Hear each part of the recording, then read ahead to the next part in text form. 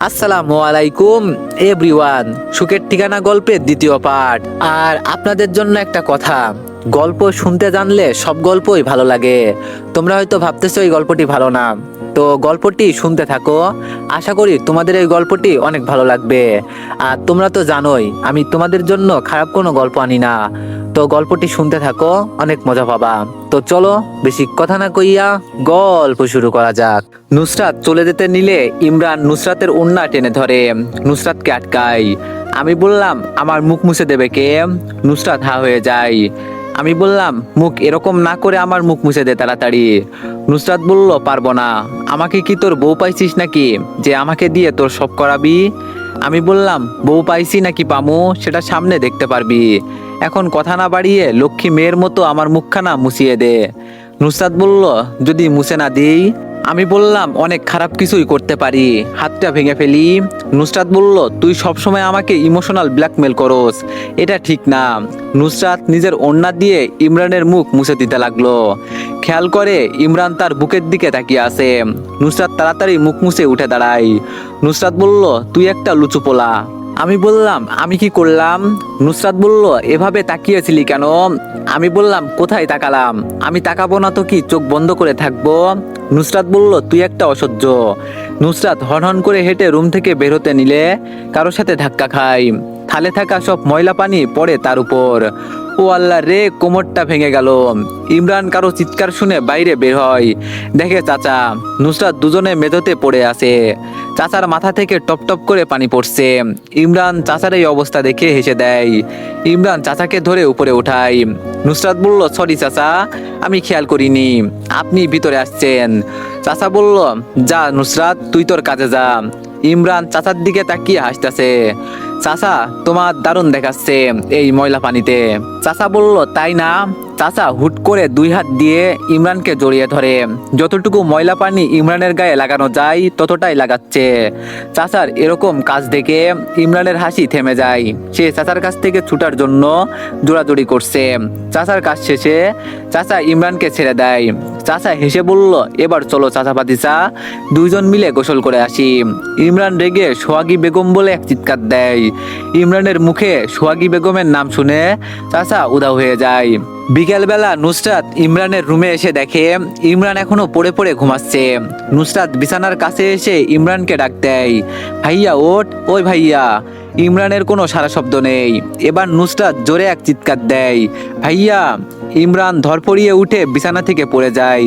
তা দেখে নুসরাত হাসতে হাসতে লুটোপুটি খায়। আমি বললাম, কে কে? নুসরাত তখনও হাসতেছিল।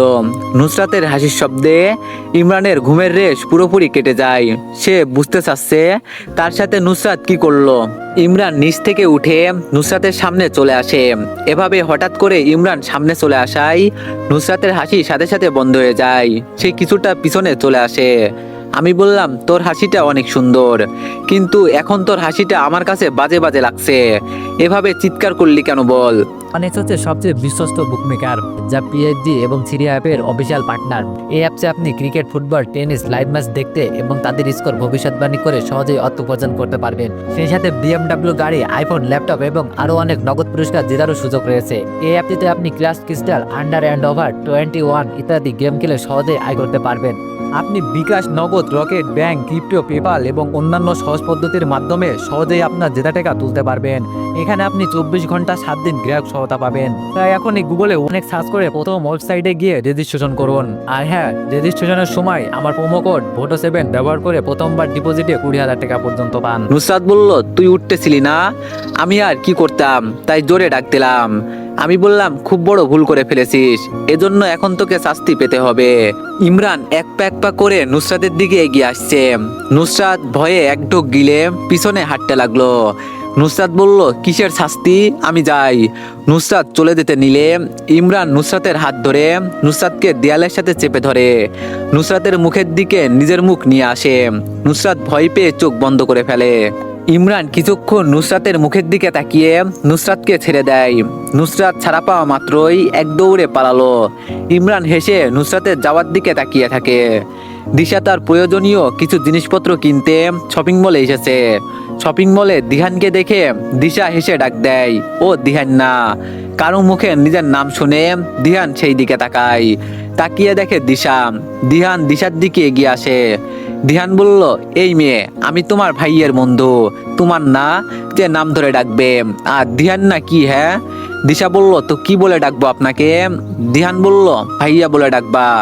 দিশা বলল, ইস আইসে, আমি ওইসব ভাইয়া টাইয়া ডাকতে পারবো না, আমি দিহান বলেই ডাকবো।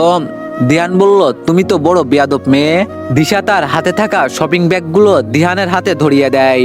দিশা বলল, এখন আপনার সাথে ঝগড়া করতে পারবো না, এই ব্যাগগুলো হাতে নিয়ে আমাকে একটু সাহায্য করুন দিহান ভাইয়া, আমার অনেক কিছু কেনা এখনো বাকি আছে, ফলো মি দিহান ভাইয়া। দিশা দিহানকে কিছু বলতে না দিয়ে হাঁটা শুরু করে। দিহান বলল, আরে ওই কি বিপদে পড়লাম রে, এখন আমাকে এই মেয়েটার ব্যাগ বহন করতে হবে, কেন যে এখানে আসতে গেলাম। নুসরাত, ইমরান, চাচা চাচি চারজনে লুডো খেলতে বসেছে। চাচার মনটা খারাপ দেখেই বোঝা যাচ্ছে। সোহাগী বেগম তাহলে সাইজটা করে দিয়েছে চাচাকে। ইমরান চাচার দিকে তাকিয়ে ভাব নিয়ে হাসি দেয়, তা দেখে চাচার গা জ্বলে যাচ্ছে। চাচা রাগে ফুটছে। ইমরান চাচি এক পক্ষ, চাচা নুসরাত এক পক্ষ। খেলা শুরু হয়ে গেছে। খেলতে খেলতে এমন সময় আছে চাচার গুটি দিয়ে চাচির গুটি কাটা যাবে। চাচা হেসে চাচির দিকে তাকায়। চাচি বলল, গুটি কাইটা দেখো, তোমার খবর আছে আজকে। সোহাগী বেগমের কথা শুনে চাচা অসহায় চোখে নুসরাতের দিকে তাকায়। নুসরাত বলল, চাচি এটা ঠিক না, এটা কিন্তু চিটিং হয়ে যাচ্ছে। আমি বললাম, কিসের চিটিং? কোনো চিটিং না, সাব্বাস চাচি। ইমরান হেসে চাচির সাথে হাতে হাত মিলায়। চাচা চাচির কথা শুনে ভয় পেয়ে গুটি না কেটে অন্য একটা গুটি চালান দেয়। এটা দেখে নুসরাত বলল, চাচা আপনি এটা কি করলেন? ইমরান হেসে নুসরাতকে এক চোখ টিপ মেরে দেয়। নুসরাত লুডো খেলায় হেরে বসে আছে। এই প্রথম যে ইমরানের সাথে লুডো খেলায় হেরেছে। তার কি দোষ? হারছে তো এই চাচার জন্য। নুসরাতের আক্কেল হয়েছে বহুত, সে জীবনেও আর এই চাচার পার্টনার করে লুডো খেলবে না। অবশ্য বেচারা চাচারও দোষ কি? বেচারা চাচা তো চাচির ভয়েই হজম হয়ে থাকে, না পারে কিছু বলতে, না পারে সহ্য করতে। ইমরান সুযোগ পেয়ে এরই মধ্যে নুসরাতকে টিস করা শুরু করে দিয়েছে। নুসরাত শুধু রাগ দেখাচ্ছে, আর কিছুই করতে পারছে না। দিশা বলল, দাঁড়িয়ে পড়লেন কেন? আসেন দিহান, ও সরি দিহান ভাইয়া। দিহান বলল, আমার আজকে বহুত আক্কেল হয়েছে, এই জীবনে জানো আল্লাহ কখনো তোমার মতো পাজি মেয়েদের পাল্লায় আমাকে না ফেলে। শেষ পর্যন্ত আমাকে দিয়ে এই ব্যাগগুলো নিজের বাসায় এনে ছাড়লে। দিশা বলল, বেশি কথা না বলে ভিতরে আসেন তো।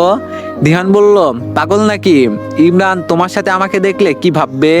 আমি যাব না, তুমি ধরো ব্যাগগুলো, আমি বাসায় চলে যাব। দিশা বলল, আরে ভাইয়া কিছু বলবে না, বললে আমি তো আছি, আসেন। দিশা না দাঁড়িয়ে হনহন করে হেঁটে বাসার ভিতরে ঢুকে পড়লো। দিহান বলল, ও খোদা, আজকেই কোন মেয়ের পাল্লায় আমাকে ফেললে? দিশার পিছন পিছন দিহানকে শপিং ব্যাগগুলো নিয়ে আসতে দেখে ভুরু উঁচু করে দিহানের দিকে তাকালো ইমরান। দিহান বলল, এভাবে তাকাস কেন? আমি কিচ্ছু করি নাই, তোর বোন আজকে পুরো বিকাল আমাকে দিয়ে তার বডিগার্ডের কাজ করিয়েছে, এখন বাসায় পর্যন্ত নিয়ে এসেছে। ইমরান দিশার দিকে তাকিয়ে জিজ্ঞেস করে, দিশা এইসব কেমন বিয়াদুপি? ও তোর ভাইয়ের বন্ধু, ওর সাথে এমন বিয়াদুপি করার মানে কি? দিশা বলল, বিয়াদুপি কখন করলাম ভাইয়া? আমি জাস্ট ওনার থেকে একটু হেল্প নিলাম, তোর বন্ধু দেখেই তো নিলাম। দিশা দিহানের হাত থেকে ব্যাগগুলো নিয়ে সিঁড়ি বেয়ে উপরে উঠে গেল। ইমরান বলল, সরি দোস্ত, ওর পক্ষ থেকে, চিনিসই তো অনেক ফাজিল মেয়েটা। দিহান বলল, আরে ধুর, আমি কিছু মনে করি নাই, বাদ দে, এখন আমি বাসায় যাই, কালকে দেখা হচ্ছে। আমি বললাম, এখন না, আগে কিছু খাবি তারপর যাবি। দিহান বলল, না তাড়া আছে, যাই। আমি বললাম, আচ্ছা যা তাহলে। ইমরান নুসরাতের রুমে এসে দেখে নুসরাত বই নিয়ে ঘাটাঘাটি করছে। আমি বললাম, নুসরাত আমার রুমে আয়, তাড়াতাড়ি দরকার আছে। ইমরান এই কথা বলেই রুম থেকে বের হয়ে গেল। নুসরাত বই রেখে ইমরানের রুমের দিকে হাঁটা ধরলো। নুসরাত রুমে এসে দেখে ইমরান বিছানায় শুয়ে আছে। নুসরাত বলল, ভাইয়া। আমি বললাম, মাথা ব্যথা করছে, মাথাটা একটু টিপে দে তো। নুসরাত বলল, আচ্ছা। নুসরাত বিছানায় বসতেই ইমরান বালিশ থেকে মাথা সরিয়ে নুসরাতের কোলে মাথা রাখতেই নুসরাত কিছু বুঝে ওঠার আগেই ধরপড়িয়ে উঠে পড়ে। এভাবে নুসরাত হঠাৎ উঠে পড়ায় ইমরানের মাথাটা খাটের কোনায় বাড়ি খায়। সাথে সাথে ইমরানের নিজের হাত তার মাথায় চলে যায়, যা বোঝাচ্ছে সে ব্যথা পেয়েছে। নুসরাত ভয় পেয়ে ইমরানের কাছে ছুটে যায়। নুসরাত বলল, ভাইয়া ব্যথা পেয়েছো? আমি সরি, আমি বুঝে উঠতে পারিনি কি হলো। আমি বললাম কিছুই হয়নি, যা তো রুম থেকে। নুসরাত বলল আমি জানি তুই ব্যথা পেয়েছিস। নুসরাত ইমরানের মাথায় হাত রাখতে গেলে ইমরান নুসরাতের হাত ছড়িয়ে দেয়। আমি বললাম ব্যথা পেলেও তোর কি, তোকে আর দরদ দেখাতে হবে না, এখন শান্ত কণ্ঠে বলছি আমার রুম থেকে বের হয়ে যা, না হলে থাপ্পড় মেরে বের করে দিব। নুসরাত বলল ভাইয়া তোর মাথা ব্যথা? আমি বললাম আমার মাথা ব্যথা আমি দেখব, যা তুই, তোরে ডাকি ভালোর জন্য, তুই এসে সব উল্টোপাল্টা করে দিস আর আমাকে রাগিয়ে দিস। নুসরাত বলল সরি ভাইয়া, এবারের মতো মাফ করে দে, আমার কোলে মাথা রাখ প্লিজ, আমার উপর রাগ করে থাকিস না, আমার কষ্ট হয়। আমি বললাম সত্যি তোর কষ্ট হয়? নুসরাত মাথা নিচু করে বলল আমি বললাম কেন, আমি তোর কি হই? নুসরাত বলল তোর কি মাথা খারাপ হয়ে গেছে? তুই জানিস না আমার কি হোস? ভাইয়া হোস তুই আমার। আমি বললাম ও আল্লাহ, এই গাধি মেয়েকে নিয়ে আমি কোথায় যাব? নুসরাত বলল আমাকে নিয়ে কোথায় যাবি তুই? আমি তো এখানেই ভালো আছি। আমি বললাম বেশি ফটর ফটর না করে আমার মাথা খারাপ করিস না, দাঁড়িয়ে না থেকে বসে আমার মাথাটা টিপে দে। নুসরাত ইমরানের বিছানায় গিয়ে বসলো। ইমরান নিজের মাথাটা নুসরাতের কোলে রাখে। নুসরাত নিজের নরম কোমল হাতটা দিয়ে ইমরানের মাথা টিপে দিচ্ছে, চুলে বিলি কেটে দিচ্ছে। আমি বললাম জাদু আছে তোর হাতে নুসরাত, অনেক ভালো লাগছে, ঘুমের চোখ জোড়া বন্ধ হয়ে আসছে। নুসরাত বলল ঘুমা তুই। সকালবেলা ব্রেকফাস্ট করে সবাই সবার কাজে চলে যায়। নুসরাত আজকে দিশার সাথে কলেজে যায়। নুসরাত ক্লাস শেষ করে তার বান্ধবীদের নিয়ে কলেজ মাঠের একপাশে দাঁড়িয়ে গল্প গুজব করছে। নুসরাতের বান্ধবী বলল এই তোরা ওই ছেলেটার সম্পর্কে জানিস কিছু? নুসরাত বলল কোন ছেলের সম্পর্কে? তার বান্ধবী বলল ওই যে তিনটা ছেলের মধ্যে কালো শার্ট পরা ইয়াং হ্যান্ডসাম লোকটা, খুব ভয়ঙ্কর ছেলে, কলেজের সবাই ছেলেটাকে বাঘের মতো ভয় পায়, খুব রাগ তার উপর তাদের গ্যাংও আছে। নুসরাত বলল আরে রাগ তোর ভয়ঙ্কর ছেলে, এই ছেলেকে ভয় পাওয়ার কি আছে, একে তো আমি ইচ্ছে করলে যা ইচ্ছা তাই করতে পারি। নুসরাতের কথা শুনে তার দুই বান্ধবী অবাক হয়ে যায়, কি বলছে এই মেয়েটা? নুসরাতের বান্ধবী বলল যা ইচ্ছা তাই করতে পারিস, তাহলে করে দেখা, আমরা বিশ্বাস করব। নুসরাত বলল কি করতে হবে বল। নুসরাতের বান্ধবী বলল কিস করবি। নুসরাত আস্তে করে একটা থাপ্পড় মেরে দেয় তার বান্ধবীর গালে। নুসরাত বলল মান ইজ্জতের ব্যাপার, অন্য কিছু বল। নুসরাতের বান্ধবী বলল ওকে, তাহলে ছেলেটাকে থাপ্পড় মারবি। নুসরাত বলল আরেকটা থাপ্পড় মারবো তোরে, এটা তো ছেলের মান ইজ্জতের ব্যাপার। নুসরাতের বান্ধবী বলল ওকে, এইসব কিছুই করতে হবে না, জাস্ট জড়িয়ে ধরবি। নুসরাত বলল ওকে ডান। নুসরাত এক পা করে হেঁটে ছেলেটার সামনে এসে দাঁড়ায়। ছেলেটা নুসরাতকে দেখে ভুরু উঁচু করে তাকায়। নুসরাত হুট করে ছেলেটাকে জড়িয়ে ধরে। নুসরাতের বান্ধবীরা এই দৃশ্য দেখে হা হয়ে যায়। হাই হাই, এই দেখি সত্যি সত্যি আজকে কপালে কি আছে আল্লাহ জানে। ছেলেটি তো চরম আকারে শক খেয়ে যায়, তার মুখ সবার মতো হা হয়ে যায়, সেই সাথে ছেলেটির সাথে থাকা বাকি দুইটা ছেলেরও। দূর থেকে এই দৃশ্য দেখে অন্য একটি ছেলের আগে ফুটছে, সেরা কন্ট্রোল করার চেষ্টা করছে। চাচা কলেজ গেটের সামনে দিয়ে কোনো কাজে যাচ্ছিল। চাচার ভাতিজি ভাতিজারা এই কলেজে পড়ে, তাই চাচা ভাবলো যাইয়া একটু দেখা করে আসি। কিন্তু চাচা কলেজ মাঠে ঢুকে তার ভাতিজার এমন জোরাজুরি দেখবে সেটা হয়তো ভাবিনি। চাচা এই দৃশ্য দেখে মনে মনে হেব্বি খুশি, তার ভাতিজাকে জব্দ করার মতো একটা হাতিয়ার সে পেয়ে গেল।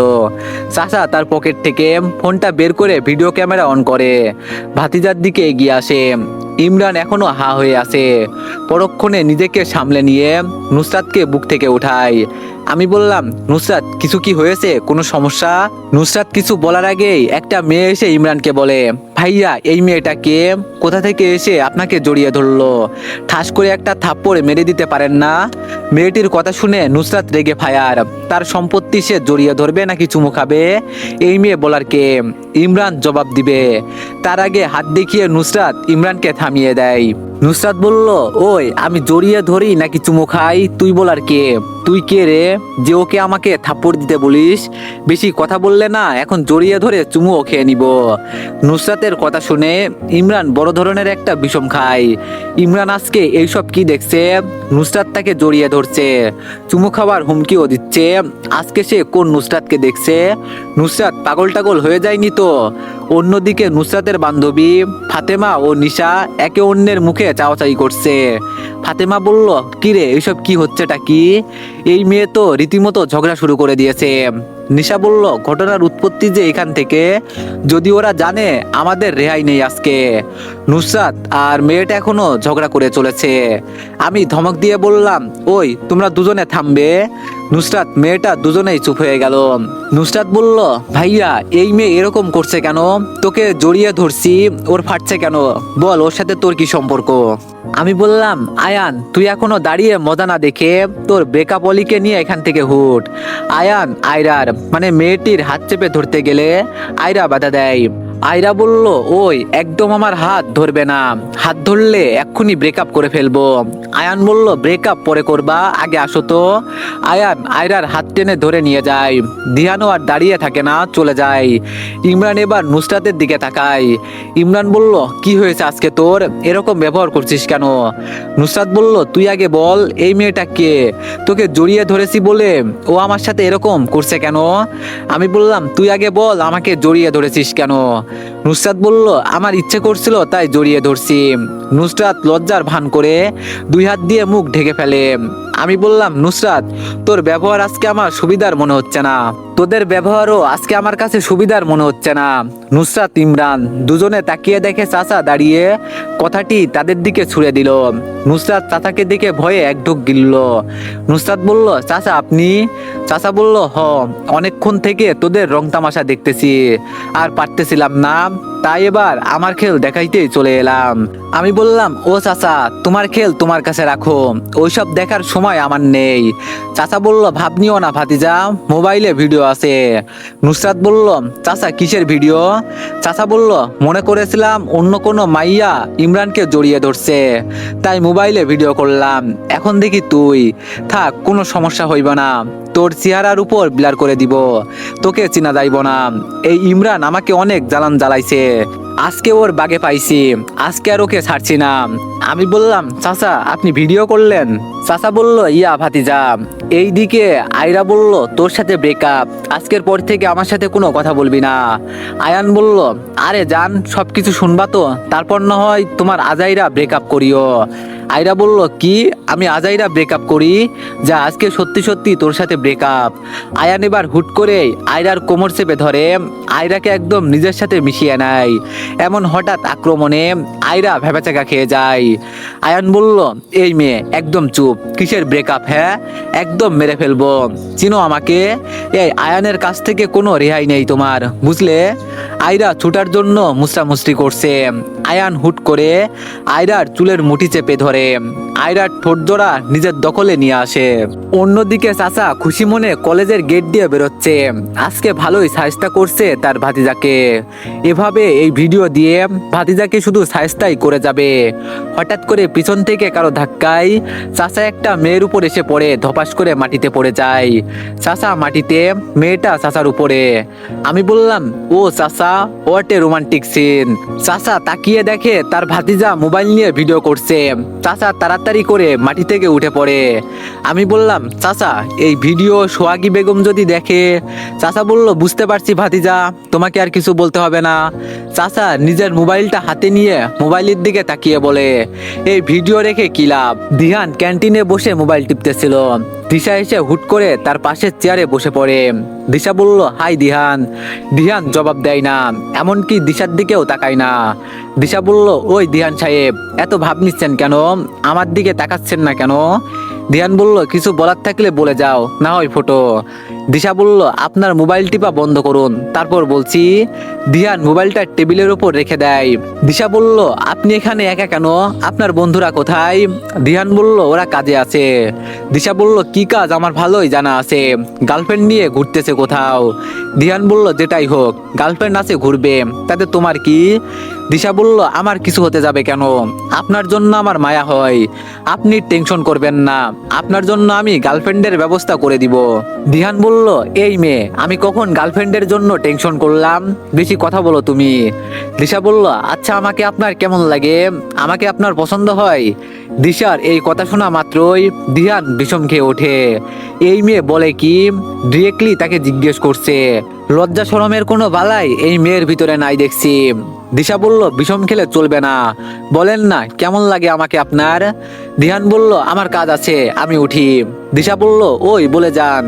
দিহান দাঁড়ায় না, হেঁটে তাড়াতাড়ি ক্যান্টিন ত্যাগ করে। দিহানের কাণ্ড দেখে দিশা হেসে দেয়। দিশা বলল, মামা সিঙ্গারা দিয়েন তো। অন্যদিকে একটি ছেলে বলতেছে, আমি জাস্ট ফ্রেন্ড হতে চাইছি, আর আমাকে ইগনোর করে, আমার সাথে কথা বলতে অনীহা করে। এখন সবার সামনে এই ছেলেকে জড়িয়ে ধরে। এই মেয়েকে বুঝাবো এই জিসান কি জিনিস। দিশা নুসরাতকে খুঁজতেছে বাসায় যাওয়ার জন্য, কিন্তু কোথাও খুঁজে পাচ্ছে না। এই মেয়েটা গেল কোথায়, ফোনও নেই যে কল করে জানবো। দিশা খুঁজতে খুঁজতে এক জায়গায় নুসরাতকে পেয়ে গেল। নুসরাত তার ভাইয়ের সাথেই আছে। দিশা তাড়াতাড়ি হেঁটে তার ভাইয়ার কাছে আসে। দিশা বলল, কিরে ভাইয়া, তুই নুসরাতকে নিয়ে এখানে দাঁড়িয়ে আসিস, আর আমি নুসরাতকে খুঁজতে খুঁজতে হয়রান হয়ে গেলাম। আমি বললাম, কেন খুঁজতেছিলি? দিশা বলল, গাধা নাকি তুই ভাইয়া, কয়টা বাজে, বাসায় যাব না? আমি বললাম, যা নুসরাত বাসায় যা। নুসরাত বলল, তুই যাবি না বাসায়? আমি বললাম, যাব পরে, তোরা যা। দিশা বলল, আচ্ছা চল নুসরাত, আমরা যাই। দিহান ইমরানের কাছে এসে দাঁড়াই। আমি বললাম, কিরে দিহান, আয়ান কই? দিহান বলল, কোথায় আবার, তার ব্রেকআপ আলীর সাথে। আমি বললাম, চল একটু মার্কেটে যাব। দিহান বলল, হঠাৎ মার্কেটে কেন? আমি বললাম, গেলে দেখতে পারবি। দিহান বলল, আচ্ছা চল। ইমরান বাসায় এসে নিজের রুমে না গিয়ে সোজা নুসরাতের রুমে চলে আসে। নুসরাত তখন ড্রেসিং টেবিলের সামনে বসে চুল আঁচড়াচ্ছিল। ইমরান শব্দ না করে দেয়ালে হেলান দিয়ে নুসরাতকে দেখে যাচ্ছে। হঠাৎ আয়নার ভিতর তাকে ছাড়া অন্য কারো প্রতিচ্ছবি দেখে নুসরাত দাঁড়িয়ে পিছনে তাকায়। নুসরাত বলল, ভাইয়া তুই কখন আসলি? আমি বললাম, এই তো মাত্রই এলাম, গোসল করে আসলি মনে হয়। নুসরাত বলল, আমি বললাম, চুলগুলো ঠিক মতো মুছে নিস, পানি পড়ছে। নুসরাত বলল, আচ্ছা, আর কিছু বলবি? আমি বললাম, এই নে, এগুলো তোর জন্য। ইমরান নুসরাতের দিকে একটা প্যাকেট বাড়িয়ে দেয়। নুসরাত বলল, কি আছে এখানে? আমি বললাম, খুলে দেখ। নুসরাত ইমরানের হাত থেকে প্যাকেটটা নিয়ে খুলে দেখে। নুসরাত প্যাকেটটা খুলে অবাক হয়, একটা মোবাইল সেট আর এক জোড়া নুপুর। নুসরাত বলল, ভাইয়া এইসব কেন? আমি বললাম, কলেজে পড়িস, মোবাইল তো লাগবেই, আর নুপুর জোড়া পছন্দ হয়েছে, তাই তোর জন্য নিয়ে নিলাম। নুসরাত বলল, কি দরকার ছিল এসবের? আমি বললাম, দরকার আছে দেখেই তো কিনে আনলাম। নুসরাত ইমরানকে কিছু বলতে গেলে ইমরান থামিয়ে দেয়। আমি বললাম, আর কিছু বলতে হবে না, আমি শুনতেও চাই না, সব কিছু সেট করে দেওয়া আছে, মোবাইল খুলবি আর ব্যবহার করবি, আমি আসি। ইমরান রুম থেকে বের হতে যায়। হঠাৎ কিছু মনে পড়ায় থেমে নুসরাতের দিকে তাকায়। আমি বললাম, আবার এই ফোন দিয়ে কারোর সাথে প্রেমালাপ করিস না, না হলে খুন করে ফেলবো। নুসরাতের থেকে জবাবের আশা না করেই ইমরান দ্রুত রুম থেকে বের হতে যায়। নুসরাত বলল, ভাইয়া। নুসরাতের ডাকে ইমরান থেমে পিছনে তাকায়। নুসরাত দৌড়ে এসে ইমরানকে জড়িয়ে ধরে। নুসরাত বলল, ধন্যবাদ ভাইয়া। ইমরান মুচকে হাসে। পরক্ষণে নিজেকে সামলে নিয়ে নুসরাতের বুক থেকে উঠিয়ে গালে একটা থাপ্পড় মারে। আমি বললাম, হুটহাট এভাবে জড়িয়ে ধরিস কেন, নির্লজ্জ মেয়ে একটা, দিব কষিয়ে আরেকটা থাপ্পড়। আর হ্যাঁ, যতদিন না তোর মুখ থেকে ভাইয়া ডাক বন্ধ হবে, ততদিন তুই আমার হাত দিয়ে শুধু থাপ্পড়ই খেতে থাকবি, গাধি একটা, সর। ইমরান নুসরাতকে সরিয়ে রুম থেকে বের হয়ে যায়। নুসরাত বলল, তোকে তো আমি আজীবন ভাইয়াই ডাকবো, গাধা একটা। জড়িয়ে ধরলাম, কোথায় নিজে জড়িয়ে ধরবে, তা না করে থাপ্পড় মারলো, ছাগল একটা। তোকে আর জড়িয়েই ধরবো না, ডেভিল একটা। চাচা গালে হাত দিয়ে বসে আছেন। তিনি আজকে কি সুন্দর একটা ভিডিও করেছিলেন, কি সুন্দরভাবে তার ভাতিজাকে সাহায্য করতেছিলেন, কিন্তু শেষে হলোটা কি? কোন রাম ছাগল যে আমাকে ধাক্কা দিল, আর ওই মাইয়ার কি লজ্জা শরম কিছুই নাই নাকি? এভাবে সবার সামনে আমাকে জড়িয়ে ধরতে হইব? বেয়াদ্দপ মাইয়া, মান ইজ্জতের 12টাই বাজাই দিছিল। ইমরান এসে ধপাস করে চাচার পাশে গা ঘেঁষে বসে পড়ে। চাচা তার ভাতিজাকে দেখে ঘুরে বসলেন। তিনি ঠিক করলেন তার ভাতিজার সাথে আজ কোনো কথাই বলবে না। সোহাগী বেগম জড়িয়ে ধরে তার কাছে মাপ চাইলেও বলবে না। সোহাগী বেগম তখন বুঝবে আমি কি জিনিস। তো এভরিওয়ান, নেক্সট পার্টের জন্য সবাই একটু বেশি বেশি লাইক আর সবাই একটা করে কমেন্ট করে দিয়েন। ধন্যবাদ।